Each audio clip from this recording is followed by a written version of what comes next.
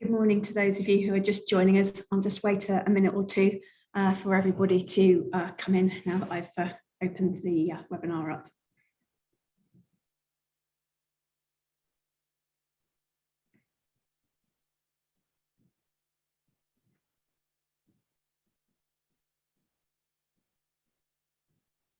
Good morning to those of you who are still joining us. We'll start shortly once everybody's in that's joining us.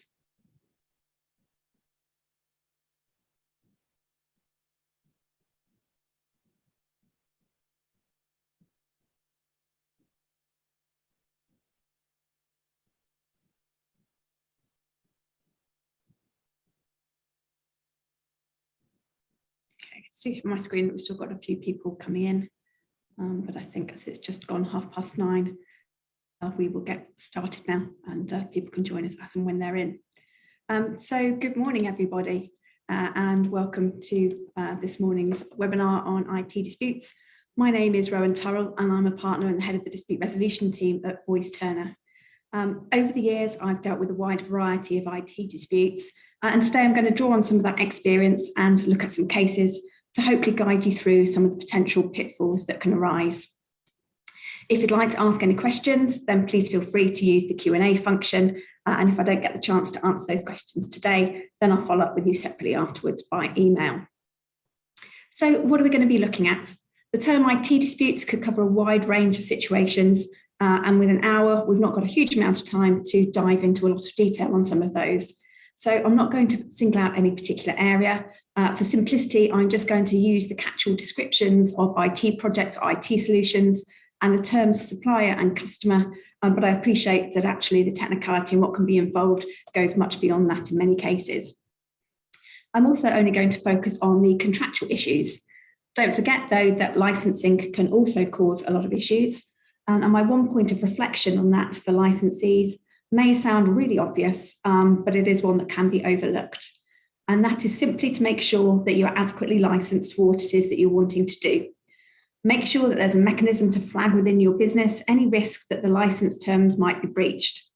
Some common scenarios where that could arise might include a change of your corporate structure, an increase in the number of users, a change in the way that you want to integrate your software with other packages, or a change in your business model that means the way in which you use the licensed software or who uses it is going to be different to that originally envisaged and licensed. So the topics I'm going to look at today, again, could all be a session in themselves, but I'm going to look very briefly at the following issues. Starting off with what is at the heart of most IT disputes, I'm then going to move on to look at cooperation, things to help mitigate your risk of things going wrong and things to improve your position if they do go wrong. A look at a potentially troublesome exclusion clause and what that might mean in an IT context. What happens when one party wants to terminate? And lastly, if it does all go wrong, what different dispute resolution options are available to you, focusing specifically on two relatively new schemes that are designed for the technology sector. So when considering the question of how best to avoid IT disputes, I think it can be a helpful starting point to look back and see what the crux of many IT disputes is. Now, in some cases, that is going to be simply that the hardware or the software or what is being supplied simply doesn't work or doesn't do what it's supposed to do. Hardware might be defective and software might not do what it's meant to. For example, you might have an accounting package that simply doesn't add up the numbers properly. In my experience, though, beyond those issues, problems can often be boiled down to the simple thing that things have gone wrong because of mismatched expectations. That can arise in different scenarios, but some of the more common mismatches that we see are as follows. First of all, a mismatch in expectations about what is actually going to be delivered. In some cases, it's going to be easy to define what the customer is going to receive. However, particularly in the case of bespoke or customized software or software that needs to be integrated with something else, there is scope for differing expectations about what the finished solution is going to look like and how it's going to perform. Customers may also not be familiar with the different models by which technology solutions may now be provided. For example, they may not be familiar with software as a service, infrastructure as a service, platform as a service, lots of things as a service, and the different ways in which they can therefore be supplied to them.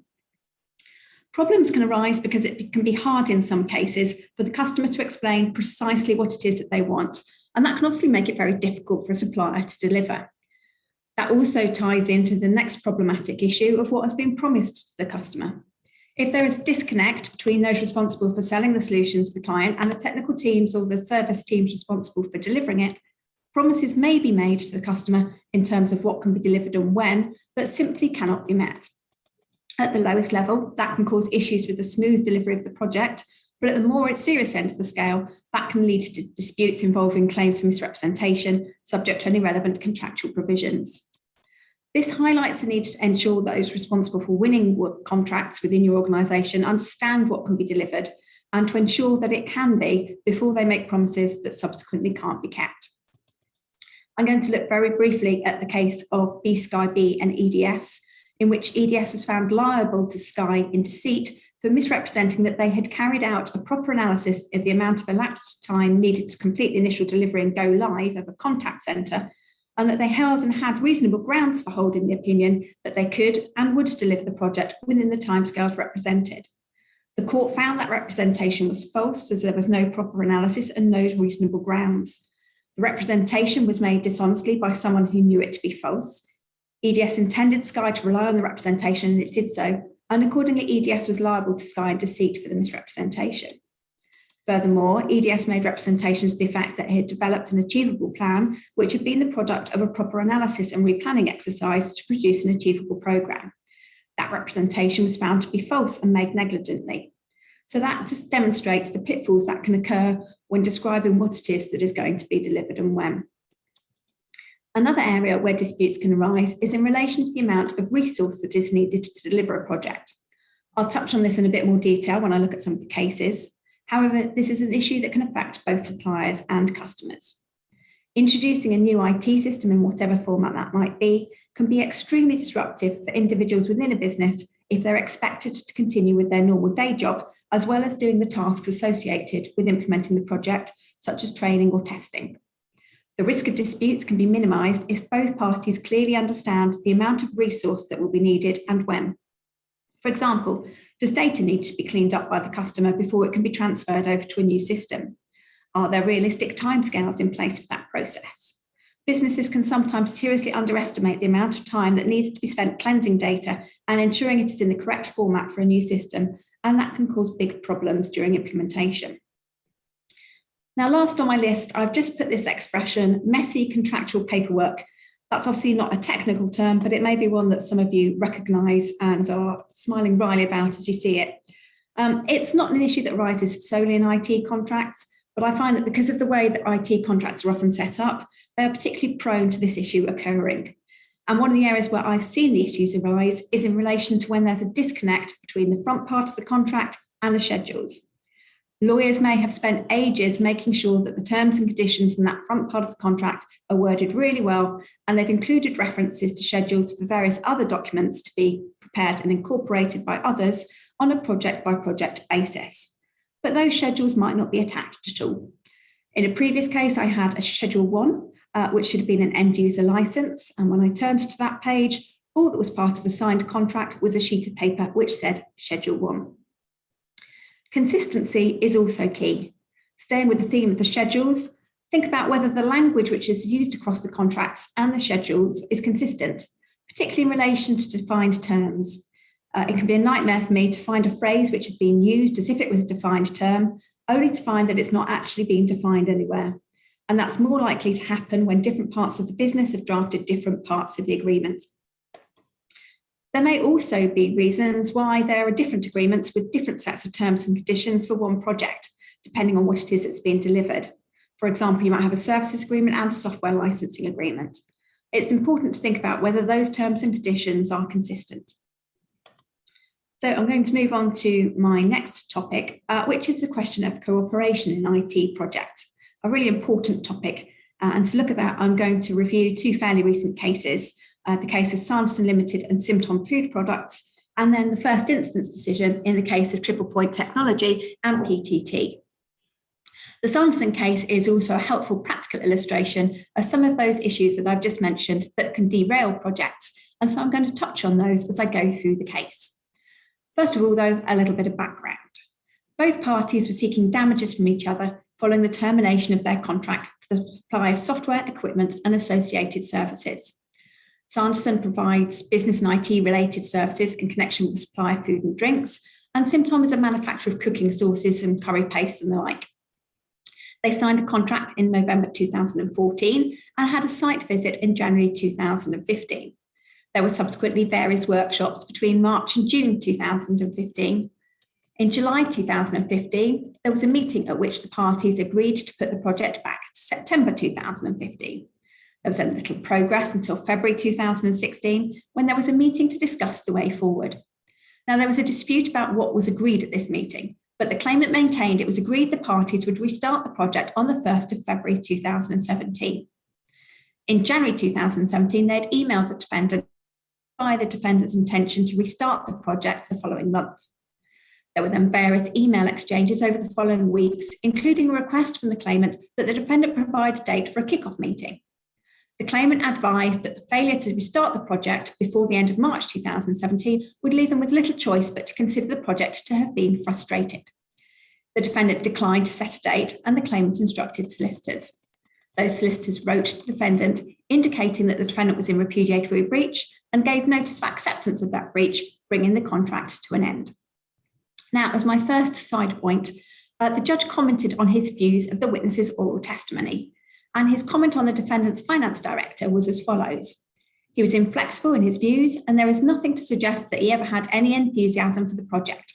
When appointed finance director in 2015, it is an inescapable inference that he was immediately unhappy with the contractual commitment owing to the immediate financial implications and his own lack of familiarity with the relevant technology.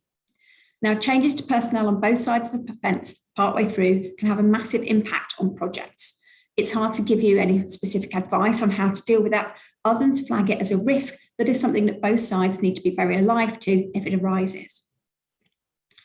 The other point that flags from this case is around resourcing. One of the issues was delays related to the project. The judge found that from the outset, the defendant was unwilling or unable to commit the resources required for the project owing to day-to-day demands on the business. The defendant's employees didn't always attend the workshops when they were needed to, and when they did, they couldn't be relied on to attend the whole session. Now, as I mentioned in my last slide, implementing new IT systems can be immensely disruptive to a business, and it's often a case of short-term pain for long-term gain. Here, though, the defendant tried to blame the claimant, submitting that they were not provided with sufficient information to understand the resource requirement before the parties had entered into the contract.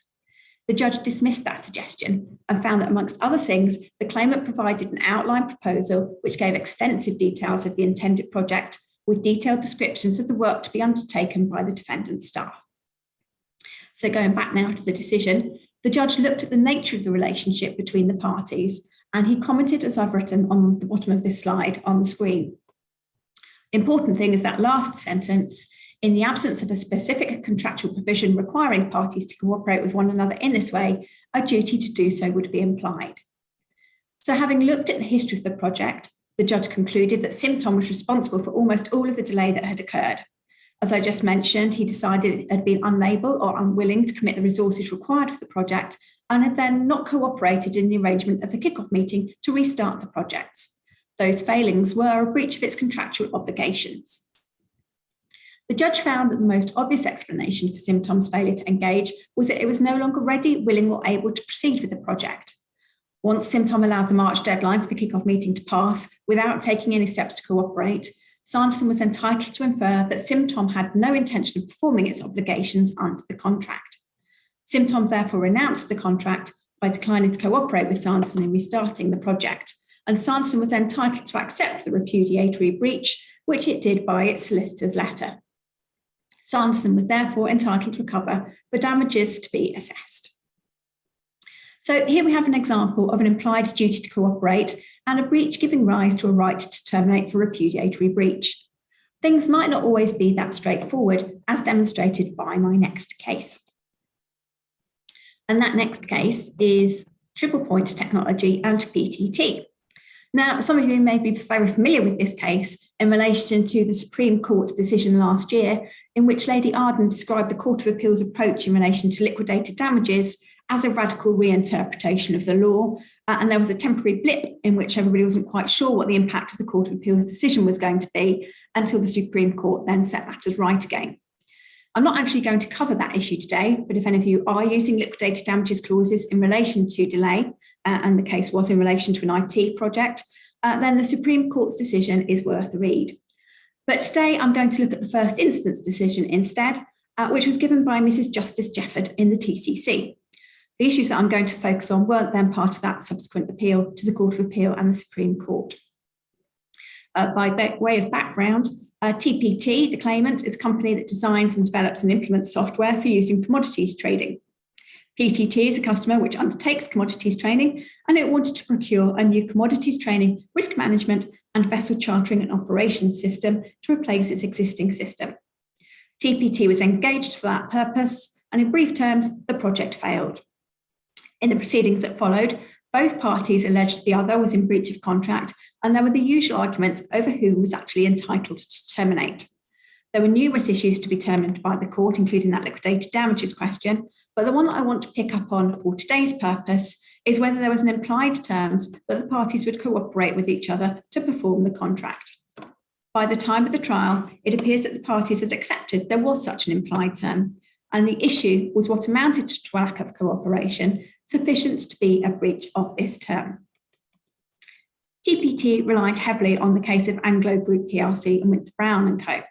In that case, there was a contract for the provision of a standard computer system, and in his judgment in that case, His Honour Judge Toolman stated, "The duty of cooperation, in my view, extends to the customer accepting, where possible, reasonable solutions to problems that have arisen.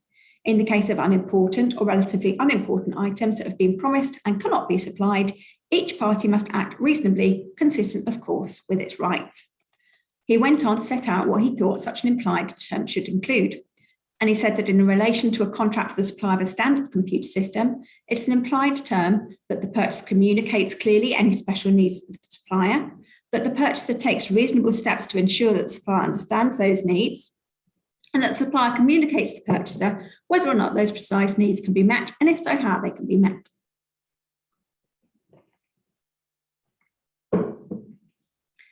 Mrs. Justice Jefford considered the passages relied on TPT from that case, and stated that what His Honour Judge Toolman had been considering was a standard system with no customisation to meet customer requirements. Here, though, there was a requirement to customise the software to provide the functionality required by PTT. Excuse me. She did not see that the duty to cooperate extended to accepting compromises in the customer's requirements in this instance. She further stated that the scope of the implied duty of cooperation must be fact and contract specific, and the Anglo Group case did not establish a general principle applicable to all software contracts. Here, one of the problems appeared to be that PTT had specified the functionality it required. TPT sought to provide that functionality using its standard software. The judge referred back to the Anglo Group case, which TPT had relied on, in support of its contention that the duty of cooperation extended to accepting reasonable solutions to problems that have arisen. But she did not consider this was a case where such a problem had arisen. TPT had been focusing on solutions that could be productized and incorporated into the standard software rather than on specific customizations for PTT that met their requirements. It was not open to TPT to compel PTT, sorry, there's too many TPT, PPTs here, to accept a different or lesser functionality than it required. The judge also stated it was necessary to take into account any express term as to cooperation, which there happened to be in this case, as that will indicate what the parties are expected to do. So what can we learn from these two cases about cooperation? Just because a contract is silent on the question of cooperation, don't fall into the trap of thinking there is no duty to cooperate. The court will readily imply duty in appropriate circumstances, particularly where both parties need to work together to achieve the desired result, which is often the case in IT projects. Without such cooperation, project failure is perhaps inevitable. But what level of cooperation is required in practice is going to have to be considered in the context of the particular contract and the project. And that can make it extremely difficult to draw the boundaries and work out precisely what level of cooperation is needed and at what stage of failure to cooperate may amount to a breach of contract. If you're entering into an IT supply contract as a customer, don't assume that the supplier is the only one with duties to perform.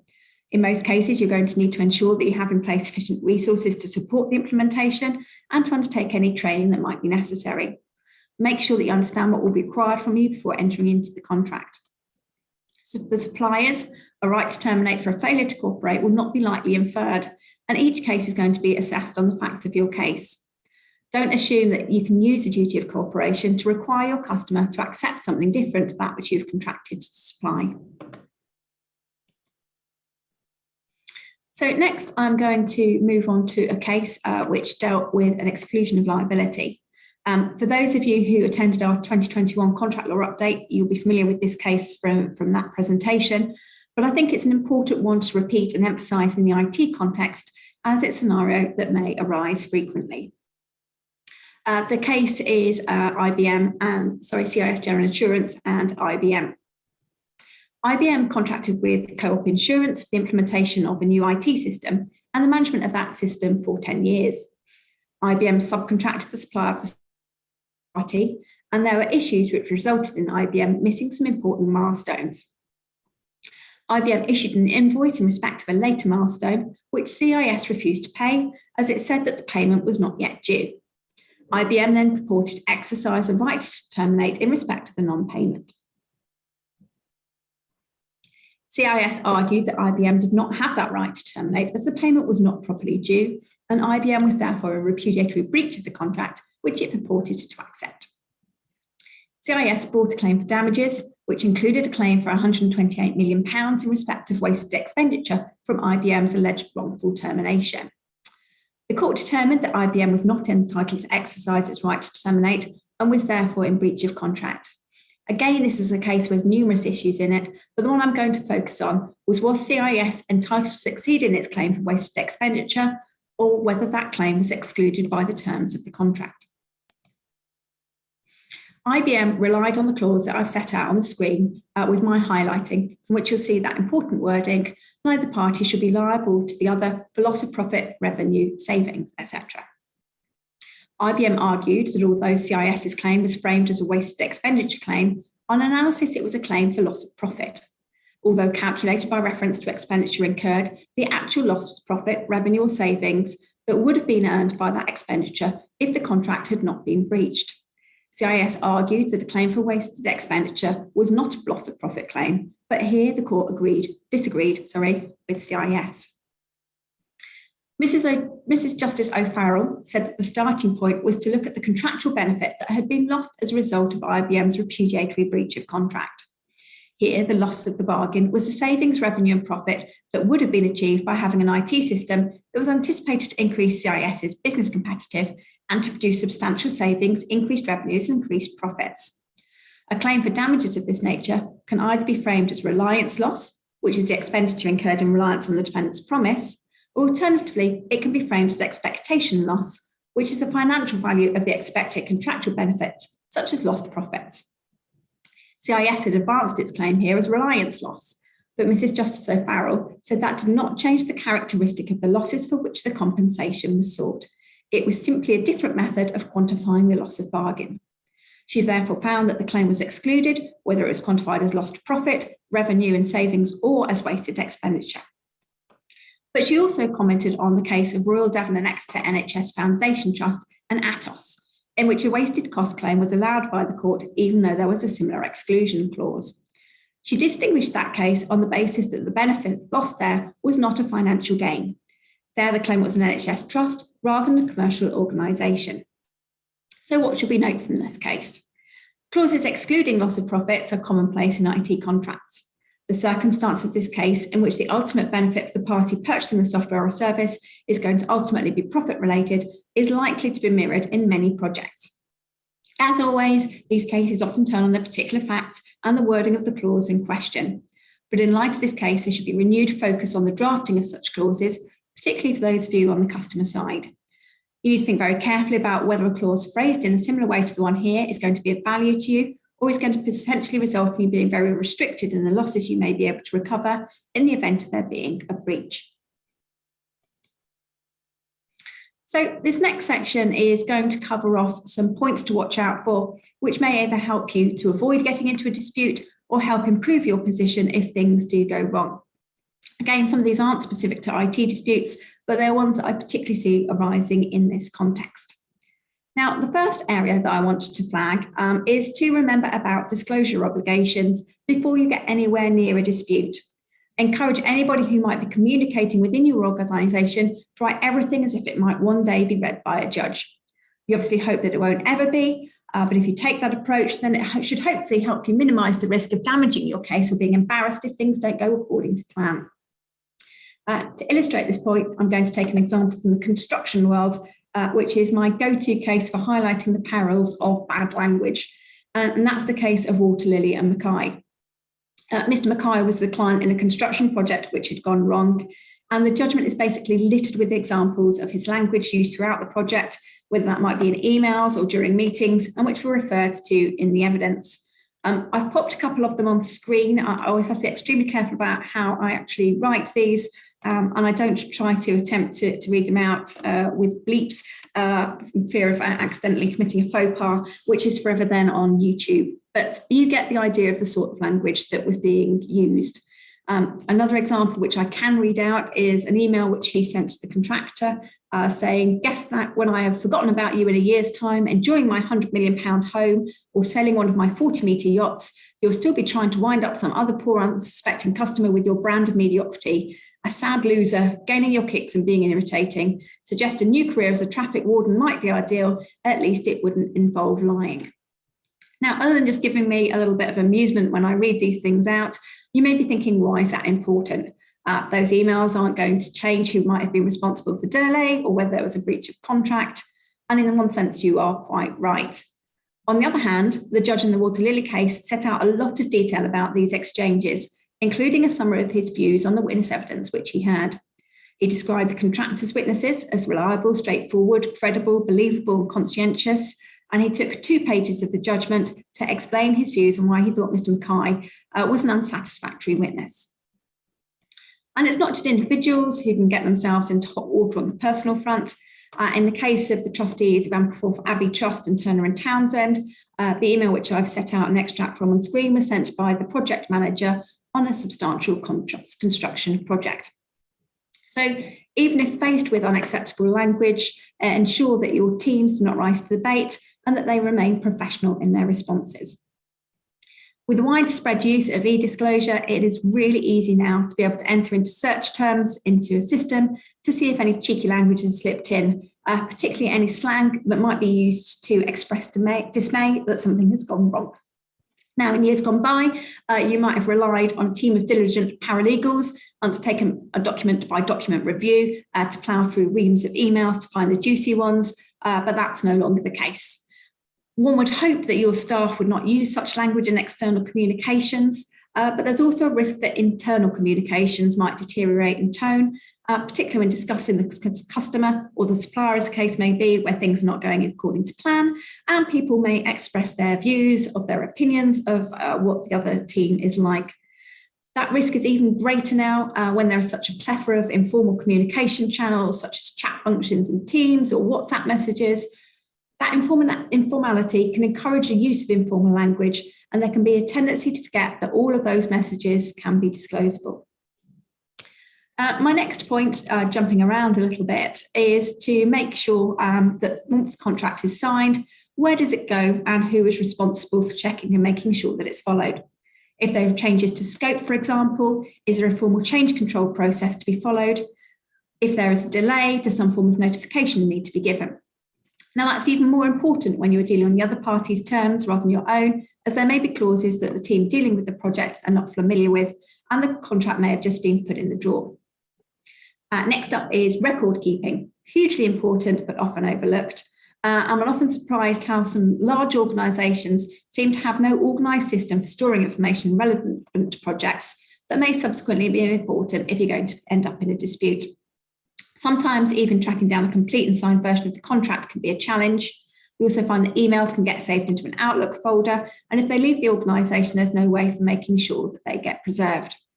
Judges are ever more looking at contemporaneous documents to corroborate parties' cases, rather than relying on the recollection of witnesses, which may have faded over time. If there are meetings, make sure someone takes minutes. If there are important telephone calls, then make sure the key points are documented in some way. This all sounds really, really basic, but you'd be amazed how many times we see that not happening. And then it's looking back over many years and trying to scrape together recollections that are just really difficult to put back together again. Lastly, I know from my in-house contacts how difficult it can be in some cases to engage with the business, just making sure that your business understands that you're not the enemy. Sometimes there are contractual mechanisms there that can be used to help get projects back on track again if advice is sought from your external lawyers at the appropriate stage. A lot of the work that I do isn't in actual relation to court proceedings, but helping clients to deal with contract management issues when there's the very first whiff that something might be going to go wrong. It's much harder to sort things out or to ensure your ducks are in a row if the first time that you know something has gone wrong is when the letter of termination or the letter of claim lands on your desk and you don't know anything about it beforehand. And that moves me into the next topic, which is termination. So as demonstrated in the cases I've mentioned, the court is often grappling with the issue of both parties claiming that the other one was in repudiatory breach. Again, not an area restricted to IT disputes, but it does seem to be particularly troublesome. And in my view, that's in part due to the difficulties in working out precisely when a right to terminate has arisen. We've just seen, for example, the potential difficulties in defining precisely what level of cooperation is required in any particular contract. Now, in some cases, it may be very obvious that a solution simply isn't fit for purpose. But in my experience, it is more likely that the decision as to whether to terminate or not is going to be finely balanced. There may well be ample evidence of breach, but are those breaches sufficiently serious enough to amount to repudiatory breaches? And why is that so important? Well, as you know, if you get things wrong, then you're at risk of terminating unlawfully and finding yourself on the end of your own claim for damages for wrongful termination. As we saw in the IBM and CIS case, IBM thought that it was entitled to terminate, but the court found that it wasn't, and it was CIS that was entitled to damages. Fortunately for IBM in that case, those damages were limited, but it nonetheless highlights the risk of getting it wrong. The other important question that needs to be considered once you're looking at going down the termination route is how to end things. There may be different options available in the contract in addition to common law rights. And so I'll come on to explain which option you choose may have an impact on your risk level, but also on the extent of your ability to claim damages. This is a fairly high-level overview. There's just a lot to cover on termination, so these are just some of the key things to watch out for. First of all, don't assume necessarily that you can construe your contract literally. Some contracts give rights in relation to any breach, but does any breach really mean any breach, no matter how trivial? There is case law to the effect that any breach means a repudiatory breach because that aligns with business common sense. But in more recent years, the court's attitude to the construction contracts has tended to shift away from applying the business common sense rule and only applying that where the wording of the clause is unclear. The other phrase which is often used is material breach, which may or may not be defined. That clause often ties into a clause requiring a notice to be given to remedy a breach before a termination notice under the contract can be given. There's a complex interplay between these clauses and the common law right to terminate for a repudiatory breach, which I shall discuss in more detail shortly. It's really important to remember that you shouldn't just stop performance if you think the other side is in breach, particularly if the breach is that they're late in paying you. If there isn't an express right to suspend performance in the contract, then you risk yourself being in repudiatory breach and giving right to the other side having a right to terminate. I had a client a few years ago who was extremely concerned about the ability of its customer to pay its invoices in relation to a long-running contract. They had very good grounds for believing that the customer was imminently going to be subject to some form of insolvency process. The project team was planning simply to down tools and wait to see what happened because they were about to expend a lot of resources in completing the next phase of the implementation. But fortunately, the legal team was brought in to review matters before they did so, that there was an opportunity to review the situation before anything else was done. Failure to pay in some instances can give rise to a right to terminate, but as ever, that's going to depend on the facts and circumstances of the case and the particular contract in question. I'm just going to flag very briefly the question of insolvency. Changes in the Insolvency Act were brought in by the Corporate Insolvency and Governance Act 2020, or CIGA as it's known, which impact the ability to terminate for insolvency. Can be a tendency to think that that's primarily a COVID-related thing that was brought in, and some of those restrictions are going to fall away. but that is not the case with the new provisions in Section 233B of the Insolvency Act that were introduced. Those provisions are also retrospective, so you will still need to look whether they are applicable, even if your contract predates SIGA being brought in. There are also some pre-existing Insolvency Act provisions which affect the ongoing supply of essential supplies in certain insolvency situations, which includes certain IT supplies. So my advice is to ensure that you consider the Insolvency Act in more detail if you're thinking of terminating on insolvency ground. It may look straightforward based on the wording of your particular contract, but there could be some statutory provisions which override that. Last of all, don't again forget to encourage people within your organisation to talk to you at the earliest opportunity. This may help keep projects on track, but if not, it helps minimise the risk of wrongful termination or taking action which inadvertently affirms what otherwise might have been a repudiatory breach. So I'm going to look at a couple of cases dealing specifically with termination. When there's an express right to terminate which arises irrespective of breach, as well as the right to terminate for repudiatory breach, then you have to consider which one to exercise because it may affect the damages which you are able to recover. In particular, if you go down the contractual termination route, that may prevent you from claiming loss of bargain damages arising from a repudiatory breach. And the case I'm going to look at in this context is Phones for You and EE. Now, Phones for You claimed £120 million from EE for unpaid sums due under trading agreements. EE counterclaimed for £200 million for damages arising from alleged repudiatory breaches of trading agreements by Phones for You. By way of a bit of brief timeline, on 12th of September 2014, which is a Friday, EE notified Phones for You that it would not renew or replace the trading agreements between the parties when they expired. And that afternoon, Phones for You resolved to appoint administrators. On the following Monday, the 15th of September, none of Phones for You's retail outlets and shops opened for business. On the Wednesday, the 17th, EE sent a termination notice for Phones for You. That termination notice said, in accordance with clause 14.1.2 of the agreement, we hereby terminate the agreement with immediate effect. Nothing in this notice should be deemed to constitute a waiver of any default or termination event, and EE hereby reserves all rights and remedies it may have under the agreement. Clause 14.1.2 allowed immediate termination upon Phones for You taking any steps to appoint an administrator. This was obviously pre-SIGA.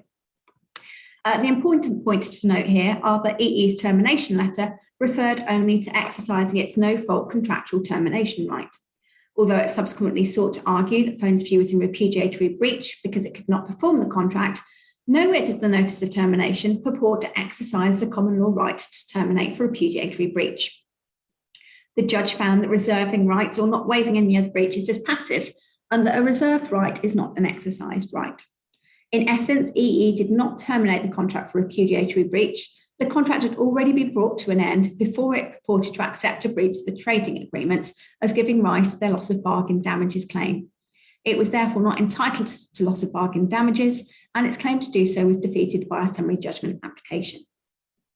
So the case highlights the importance of thinking through the termination options available to you before serving a notice, and particularly what the consequences might be if you decide to exercise a no-fault contractual termination provision rather than relying on a common law right to accept a repudiatory breach.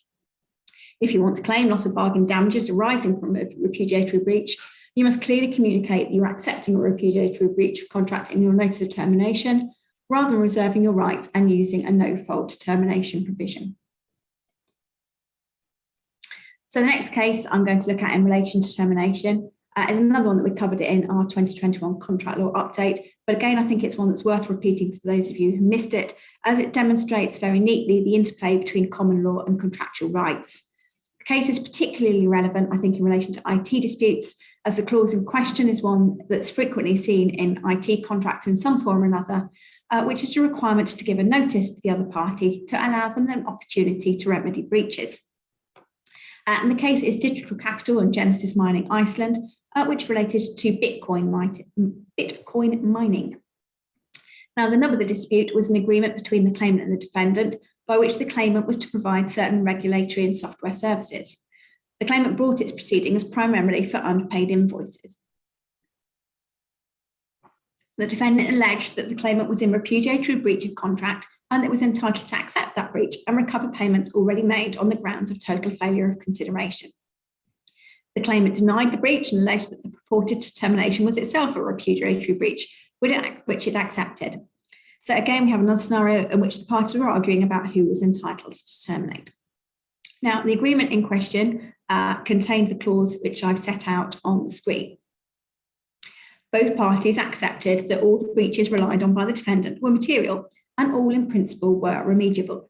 However, the defendant argued that the claimant's breaches were so serious that they were not just material, but were also repudiatory. The defendant's position was that it had an independent right to terminate at common law, which was not circumscribed by the termination clause and its notice provision, and no notice to remedy had been given.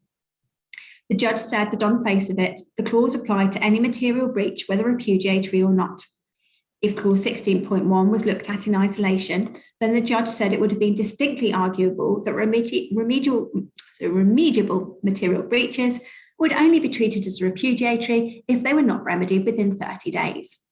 Construing the clause in that way did not exclude the common law right to terminate for repudiatory breach, but defined what conduct was required to trigger that right. However, when looking at the contract as a whole, the judge's view was that common law right was not circumscribed by clause 16.1 because clause 16.5 expressly preserved any other right or remedy in respect of the breach concerned. The judge therefore accepted the defendant's argument that if the claimant had committed breaches of contract which were independently repudiatory, i.e. not simply material, then clause 16.1 could be ignored and the defendant could exercise its common law right to terminate for repudiatory breach. She went on to consider whether the breaches were in fact repudiatory. As they were fact specific, I won't go into them, but suffice to say that she found that although the claimant was in breach of contract, it was not in repudiatory breach of contract. The defendant was therefore not entitled to terminate, as it purported to do, and was itself in repudiatory breach. The claimant was therefore entitled to payment of its unpaid invoices, totaling some 2.4 million, and there's going to be a second trial to assess the claimant's damages as a result of the defendant's wrongful repudiation. Now, as far as lessons to learn go, the judge stated that the relationship between common law and contractual rights of termination is a question of construction in each case and that there are no hard and fast rules. So I'm sorry to say that I can't give you any sort of firm guidance, and it makes it extremely difficult to give that hard and fast guidance. Termination really is a minefield, but I hope that I've emphasised to you the need to tread extremely carefully, particularly where you have coexisting contractual and common law rights. The key point to take away is that you need to weigh and consider which option is likely to expose you to the lowest risk and what the financial implications may be of exercising the different options, and then make your choice accordingly. As we've seen, getting it wrong can have some significant financial consequences.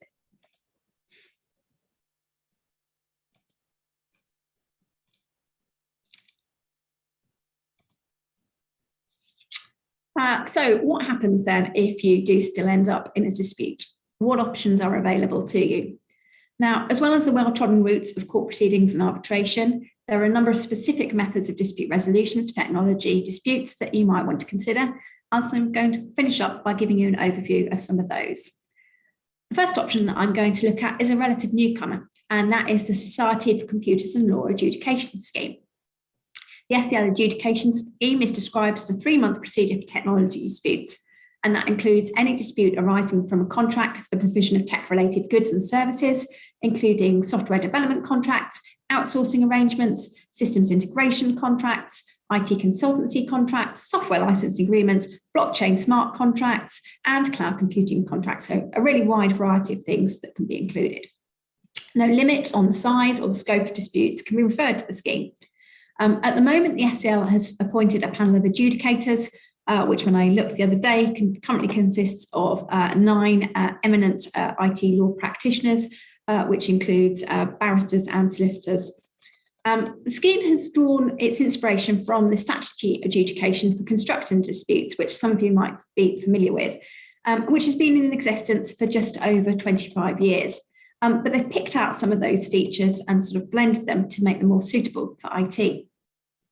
The powers of an adjudicator under the scheme are wide-ranging. It gives the adjudicator the power to make a determination, which can include that one party pays a sum of money, that a party must do or refrain from doing something, or for declaratory relief as to the rights and obligations of the party. And the dispute can either end up being referred to the scheme because the parties have included a clause to this effect in their contract, or because they agree to refer it to the scheme once their dispute has actually arisen. There are some model clauses which are suggested by the SCL to incorporate the schemes if it's something that you're interested in incorporating into your contracts. So a little bit more detail about what it involves. It starts off with a dispute notice, which triggers the process. And essentially that's a brief, neutral overview of what is designed to ensure that the adjudicator with appropriate experience can be appointed for the particular dispute in question.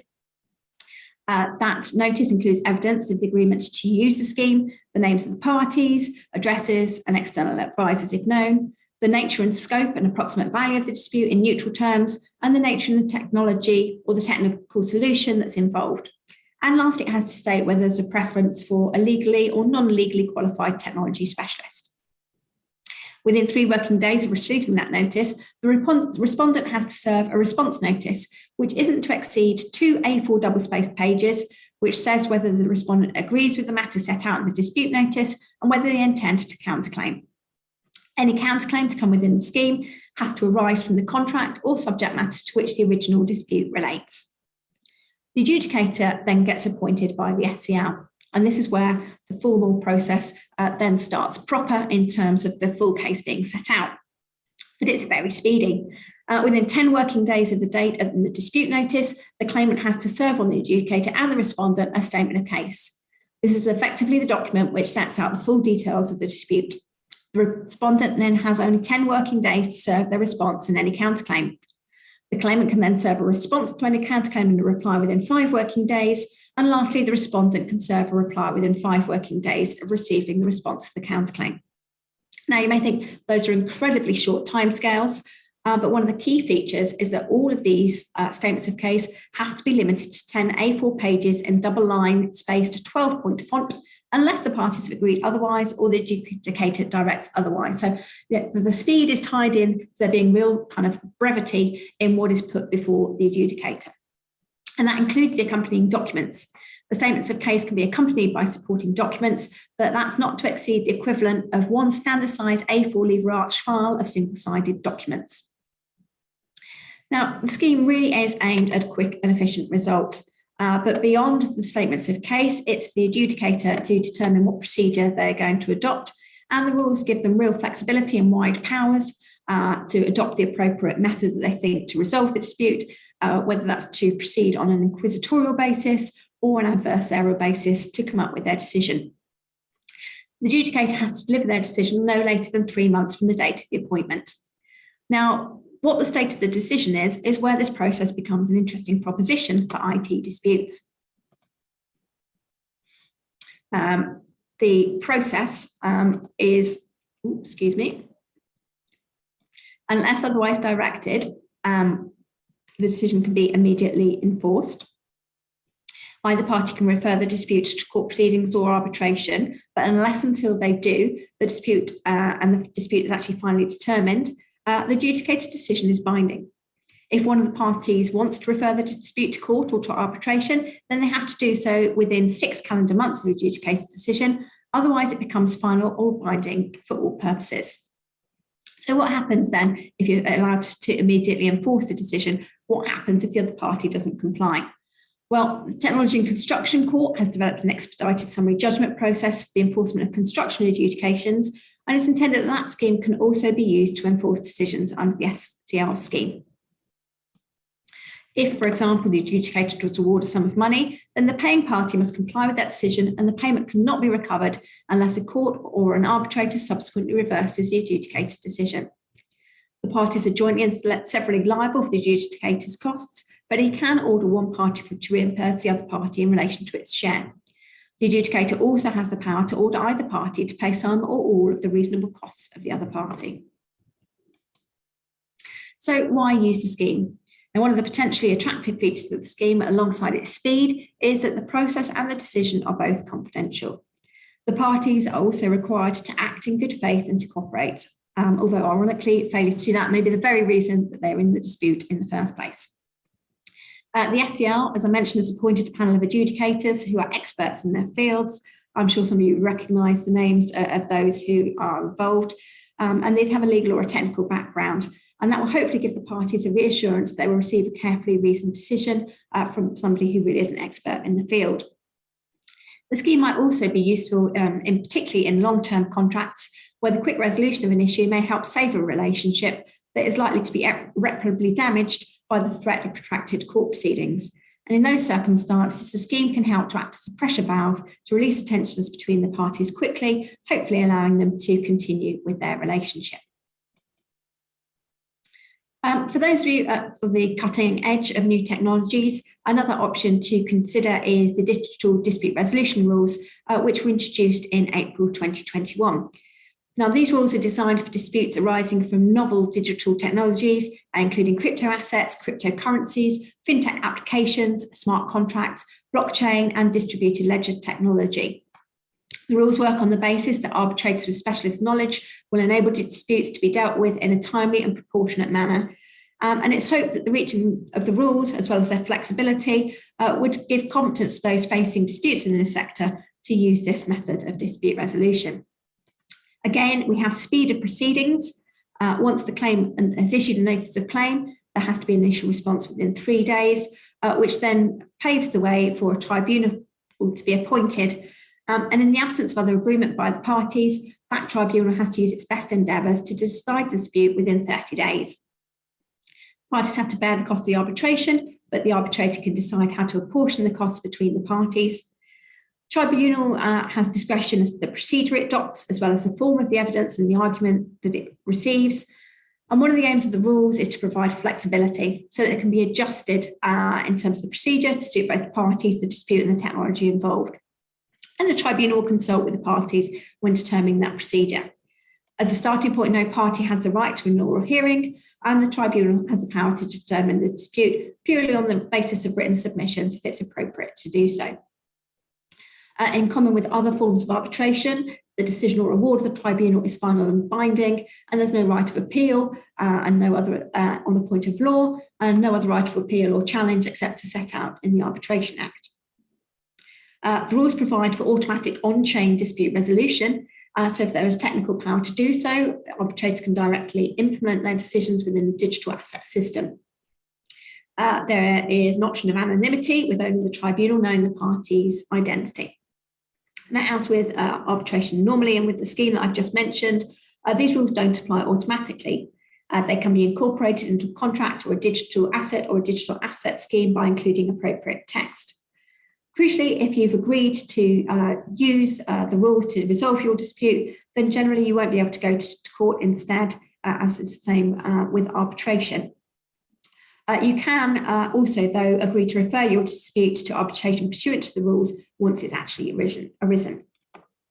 The rules themselves are fairly straightforward and fairly brief. They're to be read against the background of the Arbitration Act 1996, which sets out some defaults for circumstances which aren't expressly dealt with by the rules themselves. One of the benefits of the rules is that as an arbitration award, enforce overseas in a court judgment, bearing in mind the number of countries that have signed up to the New York Convention in that regard. And this, along with the arbitrator's power to implement their decision in appropriate circumstances, may give parties additional confidence that an award can be enforced, particularly when there's an international context to the dispute. Now, the last point that I'm going to mention is different options is the powers available within the Technology and Construction Court itself for the court to assist in the settlement process, which may sometimes get overlooked. First up is early neutral evaluation, which has existed as a settlement tool for some time and is referred to in the Technology and Construction Court Guide as a method that the parties can use.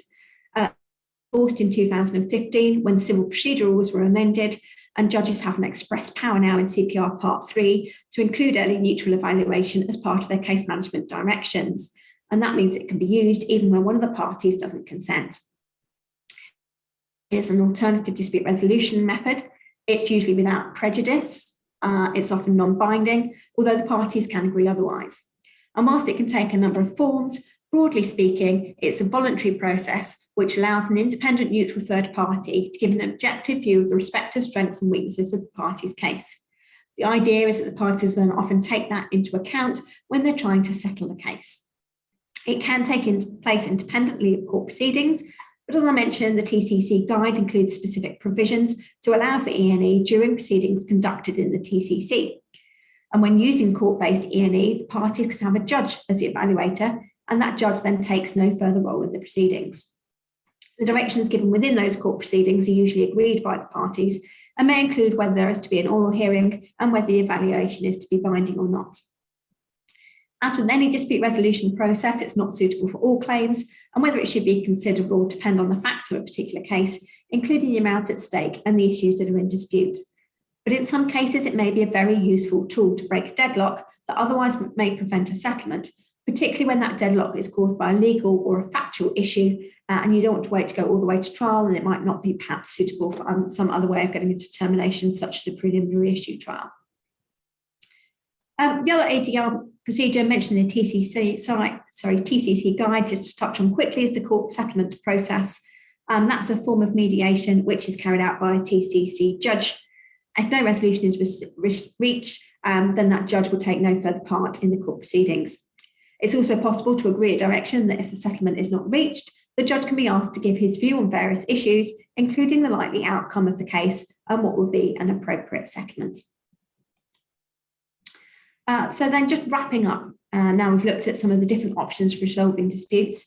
Should you have a clause in your contract that provides for a specific escalation procedure in the event of a dispute, or for a particular form of dispute resolution to be adopted? Now, again, I'm afraid there is no one-size-fits-all answer to what is going to be best for a particular set of parties, or a particular contract, or a particular project. Sometimes jumping through the hoops of an escalation clause can cause delay to getting to the outcome you want, but in other cases, they might provide the perfect vent to release steam from a project or a situation that is otherwise at risk of overboiling, by allowing a fresh set of eyes to look at something and talk through the issues that have arisen, for example, if you're going through a negotiation escalation clause. You may want to consider hybrid approaches in some cases. It may be that there are certain types of dispute that you'd want to be escalated, for example, through different levels of negotiation, or that you might be wanting to refer to a particular form of dispute resolution. There may be others, so that you want to be able to take straight to court or arbitration, so it would want to be carved out of the escalation clause. The dispute resolutions options that I've mentioned, such as the SCL scheme, because as I said, can all be agreed to be used once a dispute has arisen. However, by the time you reach that stage, you may find that the parties are unable to agree to anything at all that the other party suggests, so you might find it harder persuading them to go down that route. All I can therefore recommend on this issue is to consider what might happen if things do go wrong. How would the particular parties and the particular circumstances you're faced with be most likely to be able to resolve matters? Like entering into a prenuptial agreement, no one wants to go into a marriage sorting out how they will separate if things don't work. However, if disputes do arise, then being in a position to deal with them as quickly and efficiently as possible enables everybody to get back to what they should be doing and getting on with their day jobs. So that concludes today's session. A copy of the slides will be circulated to you after the event, and they include my contact details. So please do feel free to follow up if you have any queries or comments, or contact me if you have any future issues. There will also shortly be a recording available that you can access via our website. I can answer any questions by way of follow-up, as I'm conscious that we're kind of up to the end of the hour slot that we had allotted. So all that it remains for me to do is to say thank you very much for joining me today. I hope that you found it useful and that you will join us again for our next session. Thank you very much.